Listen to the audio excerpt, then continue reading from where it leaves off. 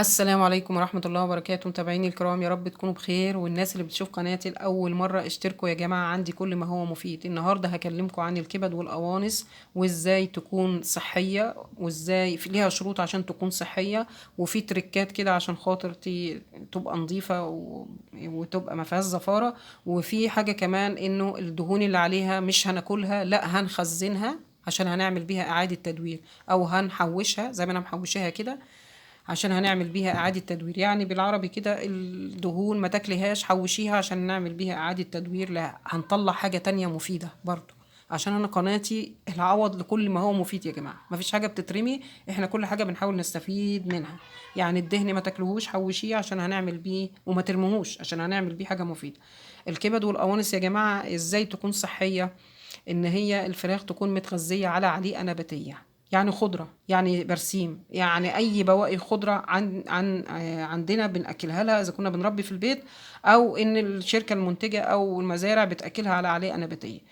طب انا اجيب بقى المنتج ده منين؟ اولا في شركات بتبقى كاتبة كده على الكياس بتاعها عليقة نباتية، او على الفرخة في الكيس المتغلفة بتكتب عليقة نباتية، وبالتالي الكبد والقوانص لو جبتيها هتلاقيها متغذية على عليقة نباتية.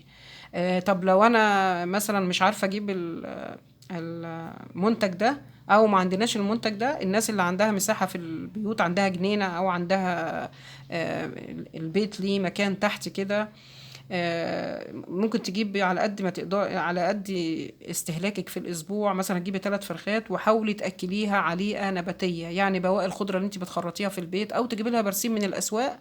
انا مثلا ساكنه في اكتوبر، سوق السادس المركزي، وانا نزلت بيه فيديو قبل كده، بيبيع البرسيم. ده عشان تكون صحية. ليه بقى عليقة نباتية يا جماعة؟ لأن العليقة النباتية بتعلي الأوميجا 3 في الجسم، فبالتالي المنتج اللي انت هتاكليه غني بالأوميجا 3. الأوميجا 3 بتحارب الالتهاب، بتعالج الالتهاب، بتسكن الالتهاب. انما العليقه المصنعه او العلف تكون غنيه بالاوميجا 6. الاوميجا 6 بتزود نسبه الالتهاب في الجسم، فلازم يكون في توازن بين الاوميجا 3 والاوميجا 6. لازم تكون الاوميجا 3 اعلى من الاوميجا 6. فعاده معظم او يعني مش عايزه اقول معظم، ان في مزارع بتاكل الفراخ او الدواجن عليقه مصنعه، علف مصنع، بتكون غنيه بالزيوت العاديه، فالزيوت العاديه ديت فيها الاوميجا 6. الناس بقى اللي زي ما انا قلت كده، ان الناس اللي عندها مساحه في البيت بتاعها او الفيلا، هتجيب كميه اللي هتستهلكها في الاسبوع، وتحاول تاكلها عليقه نباتيه. بعد كده خدنا بقى الكبد والقوانص، حوشناها، شلنا منها الدهن، حوشناه عشان هنعمله اعاده تدوير. الكبد والقوانص بقى يا جماعه، بعد ما شلنا الدهن بيكون مغطي القنصه كده من فوق، فبنشيله بالسكينه وبنحطه في زي ما انتوا شايفين كده، بحوشه. بعد كده بنجيب الليمون، دي تركايه نظافه. الليمون يا جماعه بيدي ريحه حلوه قوي اي حاجه عايزه، لحمه، فراخ، كبد وقوانص، بيدي ريحه ونكهه حلوه، بيشيل الزفاره. يعني سبحان الله، بتيجوا بعد كده تعملوها ما تلاقوش فيه زفاره.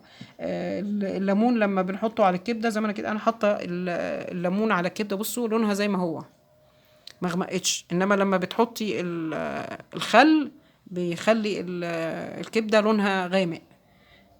فايه فايدة بقى الكبد والقوانص يا جماعة؟ الكبد والقوانص من الأعضاء الداخلية.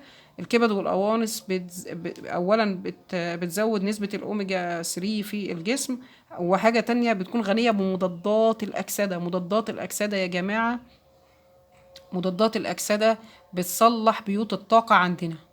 فلو كلت الكبد والقوانص من مصدر متغذي على عليقة نباتية، انت كده بتزودي جسمك بمضادات الأكسدة اللي هتصلح بيوت الطاقة عندنا، وبالتالي مناعتنا هتعلى. يا رب يكون الفيديو عجبكم واستفدتوا من المعلومات، ومستنية تعليقاتكم يا جماعة. كل سنة وانتم طيبين. سلام عليكم.